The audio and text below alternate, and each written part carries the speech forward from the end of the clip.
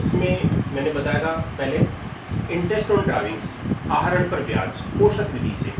इसके पहले हम इंटरेस्ट ऑन ड्राविंग्स को प्रोडक्ट मेथड से और सिंपल मेथड से हम कर चुके हैं। अब आगे देखो, आपके बुक में जो पेज नंबर 14 है उसमें इलस्ट्रेशन दे रखा है 12वां जो इलस्ट्रेशन है, इसमें दो पार्टनर हैं आर और एस। इनका लाभ हानि का अनुपात है 3:2।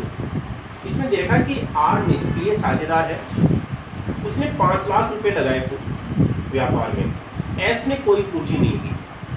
साझेदारी संलेख में पूंजी पर 10% की दर से ब्याज, संलेख में ये प्रावधान है कि 10% पूंजी पर ब्याज दिया जाएगा, और एस को 2500 रुपये प्रति माह वेतन देने का प्रावधान है। तो समझौते के अनुसार पूंजी पर ब्याज और वेतन ये दिया जाना है।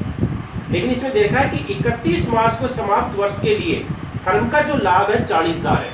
तो लाभ है उसको हम कहाँ दिखा देंगे, CR साइड में, नेट प्रॉफिट 40,000। देखो लाभ इसमें 40,000 ही है, लेकिन इसमें आर की जो पूंजी है वो दे रखी है इसमें 5 लाख रुपए, और 5 लाख पर 10% की दर से जो ब्याज है वो बढ़ता है 50,000 रुपए, जबकि लाभ तो हमारा केवल 40,000 ही है। और वेतन जो दिया जाता है वो वेतन भी देख लो, 2500 रुपये प्रति माह वेतन है, तो 12 महीने का कितना हुआ, 2500 को 12 से मल्टीप्लाई किया तो इसका अमाउंट हो गया 30,000। 50,000 रुपये पूंजी पर ब्याज बढ़ता है और वेतन बढ़ता है 30,000। तो हमारे पास तो प्रॉफिट के 40,000 ही, हम 80,000, टोटल 80,000 हो गया। 80,000 का हम पेमेंट नहीं कर सकते, 80,000 का पेमेंट नहीं कर सकते। हम ज़्यादा से ज़्यादा जो पेमेंट है वो कितना कर सकते हैं, 40,000। 40,000 का ही पेमेंट कर सकते हैं। तो ऐसी दशा में हम क्या करेंगे, इनको पेमेंट कैसे करेंगे, इनको जो भुगतान करना है, देखो पूंजी पर ब्याज बढ़ता है 50,000 और वेतन सैलरी है वो बढ़ती है 30,000। इनका रेशियो निकाल लेंगे। इनका जो रेशियो है वो आ रहा है 5 और 3। तो हम 40,000 को क्या करेंगे, 5 और 3 के अनुपात में बांट देंगे। तो सबसे पहले इंटरेस्ट ऑन कैपिटल, तो इंटरेस्ट ऑन कैपिटल है वो देखो इसमें 5 बटे टोटल कितना हो गया 8, 5/8 इंटू 40,000, तो ये तो हो गया 25,000 रुपये। और इसके बाद में देखो सैलरी, सैलरी का कितना हो गया 3/8, 40,000 का 15,000 रुपये आपके ये हो जाएगा। इस प्रकार से आपके P&L एप्रोप्रिएशन बढ़ जाएगा। अगर भुगतान ज़्यादा करना है और लाभों की राशि कम है तो जो भुगतान करना है उसका हम रेशियो निकाल लेते हैं और उसी रेशियो में लाभों की राशि को बांट देते हैं। देखो इसमें एक चीज़ का ध्यान रखना है कि P&L एप्रोप्रिएशन में साझेदारों को जो भुगतान किया जाता है या साझेदारों से राशि प्राप्त होती है वो मदद दिखाई जाती है, लाभ हानि का जो वितरण किया जाता है, बंटवारा किया जाता है वो दिखाया जाता है। लेकिन बिल्डिंग का किराया, ऋण पर ब्याज और मैनेजर का कमीशन, ये फर्म का क्या है, एक निश्चित खर्चा होता है, फर्म के लाभों पर प्रभाव होते हैं। इसलिए इन 3 मदों को या कोई भी इनमें से कोई एक भी मद है उसको P&L एप्रोप्रिएशन में नहीं दिखाया जाएगा, उसको हम किस में दिखाएंगे, P&L अकाउंट। बिल्डिंग का किराया, ऋण पर ब्याज और मैनेजर का कमीशन, ये मदें केवल P&L अकाउंट में दिखाई जाती है। अगर इनमें से कोई भी मद है तो पहले उसको P&L अकाउंट में दिखाया जाएगा, उसके बाद में जो शेष लाभों की राशि बचेगी उसको P&L एप्रोप्रिएशन में ट्रांसफर किया जाएगा। तो देखो आपके इससे आगे वाला जो इलस्ट्रेशन ऐसा ही है, 13वें इलस्ट्रेशन में देखा आर और एस 80,000 और 60,000 की पूंजी लगाई है, और इसमें देखा है कि फर्म का जो लाभ है 47,500, पूंजी पर 5% ब्याज है, आहरण पर 5% है, आर के 16,000 और एस के 12,000 रुपये आहरण है। आर ने फर्म को 20,000 रुपये अग्रिम दिए, आर ने 20,000 रुपये अग्रिम दिए, तो ये क्या है, लोन माना गया है। साझेदार ने फर्म को लोन दिया है तो ऋण पर ब्याज उसको दिया जाएगा। ब्याज की दर प्रश्न में नहीं होती है तो 6% वार्षिक होती है, और ऋण पर ब्याज मैंने बताया था P&L एप्रोप्रिएशन में नहीं दिखाया जाएगा, किसमें दिखाएंगे, P&L अकाउंट में। तो इसमें सबसे पहले P&L अकाउंट बनाया जाएगा।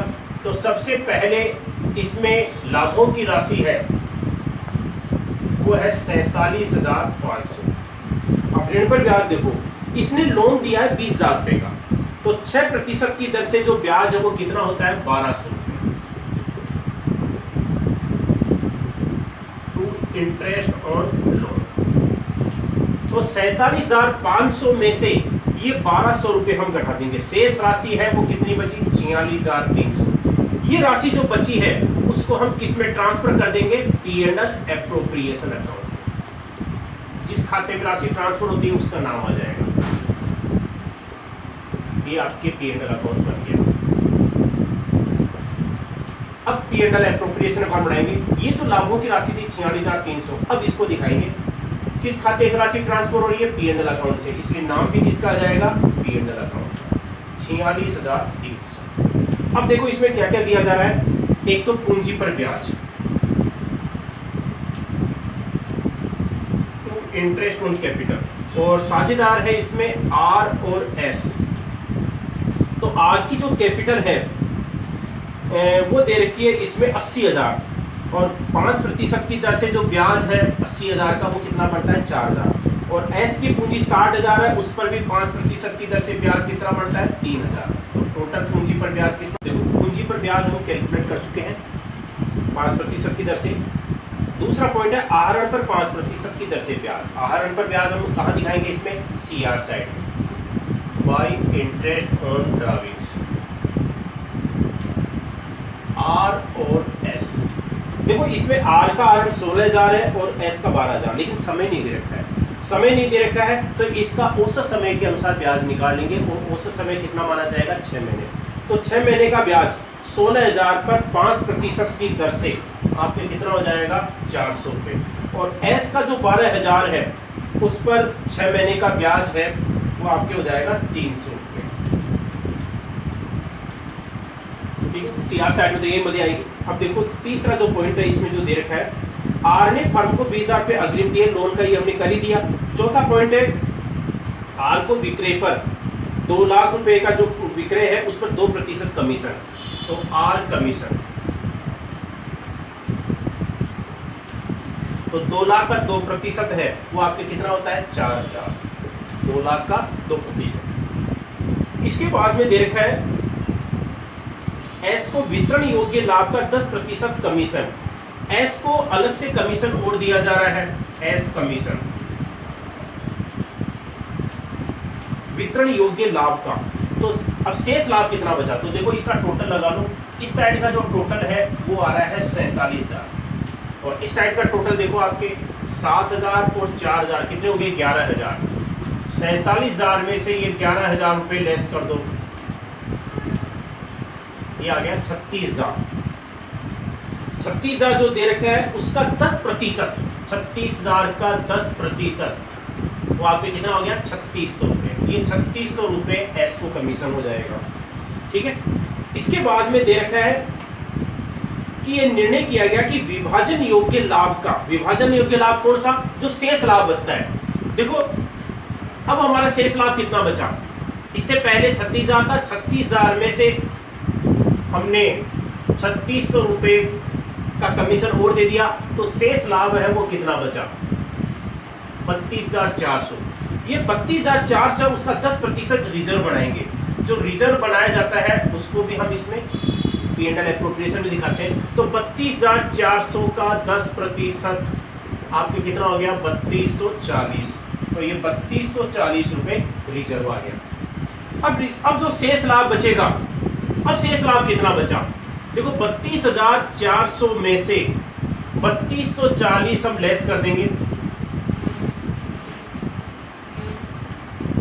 29,160 बचे। इस 29,160 को दोनों बांट लेंगे R और S, R कैपिटल और S कैपिटल। अच्छा इसमें क्या है, लाभ हानि का अनुपात नहीं दे रखा है, तो कैसे बांटेंगे, दोनों बराबर बांटेंगे। तो 29,160 रुपए को दोनों बराबर बांट लेंगे, बराबर बराबर राशि आ जाएगी। इस प्रकार से आपके ये P&L एप्रोप्रिएशन अकाउंट बन जाएगा। तो ये आपको मैंने बताया, ये 12वां इलस्ट्रेशन और 13वां इलस्ट्रेशन बताया। तो आपको दोनों इलस्ट्रेशन आपको फिर से सोल्व करने हैं कि किस प्रकार से अमाउंट कैलकुलेट किया जाए।